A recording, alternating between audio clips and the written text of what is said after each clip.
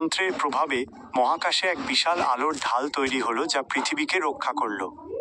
এদিকে মিলো তার জাদুর বন্দুক দিয়ে উইদার স্টর্মের ছোট ছোট উইদার স্কেলটনদের লক্ষ্য করে গুলি ছুড়তে লাগলো। প্রতিটি গুলিতে এক একটি দানব ধুলোয় মিশে যাচ্ছিল। ডোরেমন তখন একটি কৃত্রিম আবহাওয়া যন্ত্র বের করলো। সে বলল, যদি আমরা এই যুদ্ধের আবহাওয়া বদলে দিতে পারি তবে উইদার স্টর্ম তার শক্তি হারিয়ে ফেলবে। ডোরেমন যন্ত্রটি চালু করতেই মহাকাশের সেই অংশে প্রচণ্ড বৃষ্টি ও বরফ পড়তে শুরু করলো। মাইনক্রাফটের দানব উইদার স্টর্ম বৃষ্টির পানিতে ভিজে ক্রমশ দুর্বল হতে লাগলো। এই সুযোগে ড্রাগন এসায়েল তার শেষ আঘাতটি হানল এবং সৌরজগৎ আবার আলোকিত হয়ে উঠল।